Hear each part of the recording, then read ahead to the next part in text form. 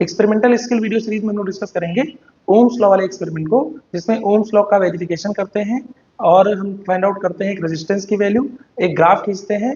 और इसमें जो जेई और नीट पे मोस्टली प्रॉब्लम पूछे जाते हैं वो ओम्स लॉ अरेंजमेंट से पूछे जाते हैं। तो उनमें से कुछ प्रॉब्लम्स को हम लोग देखेंगे ताकि आप प्रॉब्लम को इनको अच्छे से सॉल्व कर सकें और एक्सपेरिमेंटल सेटअप को आइडेंटिफाई कर सकें। तो चलिए देखते हैं। तो ओम्स लॉ के सेटअप को हम लोग देखते हैं, इसमें क्या क्या कनेक्ट होता है। तो यहाँ पर जुड़ी होती है एक बैटरी, इसके साथ जुड़ा होता है एक वोल्टेज डिवाइडर या कह दीजिए रियोस्टेट, एक रजिस्टर जिसको यूज करके हमें ओम्स लॉ को वेरीफाई करना है। ये एम्पियर हो गया, एमीटर हो गया, और यहाँ लगा है एक volt meter. Volt meter resistor के पैरेलल में, volt meter parallel to resistor, और एमीटर जो लगता है वो लगता है सीरीज विद रजिस्टर, सीरीज में लगता है रजिस्टर के साथ में और आफ्टर इट, है ना, रजिस्टर के बाद में लगाते हैं, याद रखिएगा। अब आप करेंगे क्या, रियोस्टेट के सहारे आप क्या करेंगे, वोल्टेज को घटाएंगे बढ़ाएंगे, इससे यहाँ पर रीडिंग क्या हो जाएगी, रजिस्टर पे रीडिंग चेंज हो जाएगी। कई सारी रीडिंग्स को लेंगे, मतलब एक पर्टिकुलर रजिस्टर सेटिंग पे एक रजिस्टर की रीडिंग, दूसरी रीडिंग, तीसरी रीडिंग वोल्टेज और करंट की, और फिर उससे हम देखते हैं ओम्स लॉ। ओम्स लॉ जो कि क्या है, याद रखिएगा, ओम्स लॉ होता है V by I equals to R which is constant. जब क्या ना चेंज हो, जब टेम्परेचर कांस्टेंट हो और लेंथ और एरिया को भी क्या रखा गया हो, कांस्टेंट, मतलब ना स्ट्रेच किया गया हो ना कट किया गया हो, तो सिचुएशन में V by I का रेशियो क्या हो जाता है, कांस्टेंट हो जाता है। अब इसका जब ग्राफ प्लॉट किया जाता है अलग अलग वैल्यूज के लिए, V by I जो हमने यहाँ से रीडिंग से ली थी, तो वो स्ट्रेट लाइन बनता है, जिसका स्लोप आप अगर निकालें तो वो क्या हो जाता है, याद रखिएगा, R के बराबर, that is delta V by delta I, और ग्राफ इसका स्ट्रेट लाइन बनता है जो कि रेजिस्टेंस के कांस्टेंट होने को दिखाता है, कांस्टेंट। तो इस तरह से आप क्या कर पाते हैं, ओम्स लॉ वेरीफाई कर लेते हैं। इसका जो एक्चुअल सेटअप है वो देख लेते हैं कैसे होता है। तो एक्चुअल सेटअप कुछ इस तरह का होता है, जरा देखिए। एक्चुअल सेटअप में हम क्या देखते हैं, यहाँ पर देखिए एक रियोस्टेट है, ये वाली चीज रियोस्टेट कही जाती है। जरा देखिए इसमें क्या है कि यही वोल्टेज को डिवाइड करता है। जो लोग लैब गए हैं वो इस एक्सपेरिमेंटल सेटअप को जानते हैं। यहाँ पर लगा हुआ है आपका वोल्ट मीटर, ये वोल्ट मीटर है, और ये है आपका एमीटर। अब जरा देखिए ये वाली चीज जो है वो रजिस्टर है, तो यहाँ पर रजिस्टर के पैरेलल में वोल्ट मीटर, साथ में मीटर, रियोस्टेट घटा बढ़ा के हम क्या करते हैं, वोल्टेज को कम ज्यादा कर सकते हैं जो सप्लाई वोल्टेज है, और ये वो हमारी क्या लगी हुई है, बैटरी। तो एग्जैक्ट अरेंजमेंट ये होता है। अब इससे जुड़े हुए जो प्रॉब्लम्स आते हैं वो VI का ग्राफ आया तो उसका स्लोप निकाल के आप रजिस्टर को तुरंत फाइंड आउट कर लेंगे, लेकिन इसमें जो क्वेश्चन पूछा जाता है उस पर आप गौर करते हैं। तो देखिए इसमें क्वेश्चन क्या पूछा गया कि जेई में प्रॉब्लम एक बार पूछी गई कि एक ऐसा अरेंजमेंट दिया हुआ है जिसमें कौन सा अरेंजमेंट ओम्स लॉ को वेरीफाई करने के लिए यूज किया जा सकता है। तो यहाँ पर उन्होंने चतुराई क्या दिखाई, गैल्वेनोमीटर दे दिया है, वोल्ट मीटर और एमीटर नहीं दिया है। तो जरा देखते हैं क्या कर लेंगे। गैल्वेनोमीटर के साथ सीरीज में एक बड़ा रेजिस्टेंस लगाने पर वो वोल्ट मीटर बनता है। तो देखिए गैल्वेनोमीटर प्लस एक रेजिस्टेंस जो कि हाई हो, तो ये क्या बन जाएगा, ये बन जाएगा वोल्ट मीटर।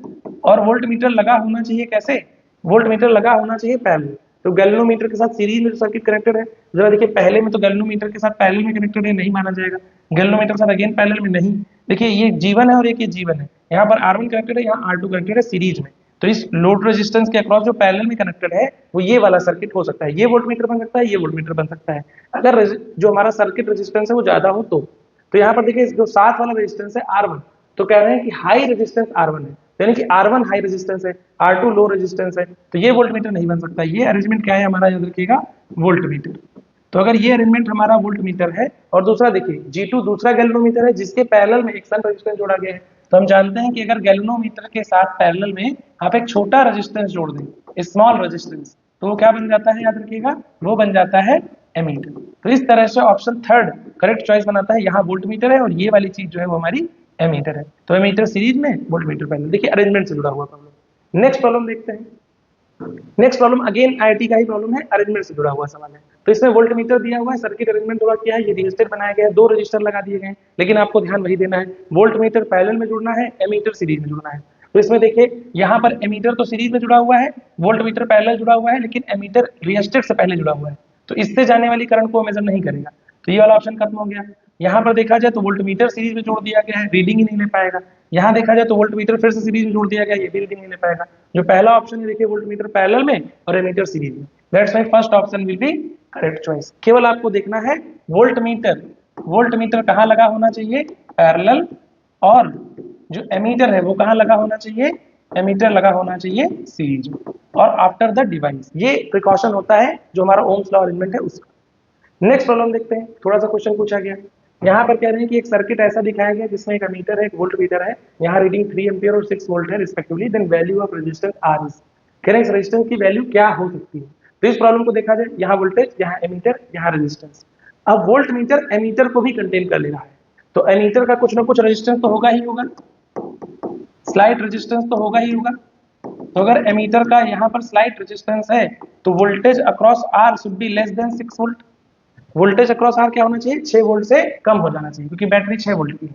अब जिससे जो करंट जा रही है, क्योंकि करंट तो सीधी सीधी जा रही है, तो अगर रेजिस्टेंस निकाला जाए, resistance of R is equals to क्या होना चाहिए, याद रखिएगा, V of R divide by I of R, and V of R is less than 6 volt, divide by I of R 3 कर दें, तो what is the value of this R which should be less than 2 ohm. तो इसकी value क्या हो जानी चाहिए, 2 ओम से कम, यानी कि ऑप्शन डी क्या हो जाएगा हमारा करेक्ट चॉइस बन जाएगा। तो इस तरह के प्रॉब्लम्स देखिए आपसे नॉर्मली पूछे जाते हैं इस अरेंजमेंट से, या कहिए ओम्स लॉ एक्सपेरिमेंट से।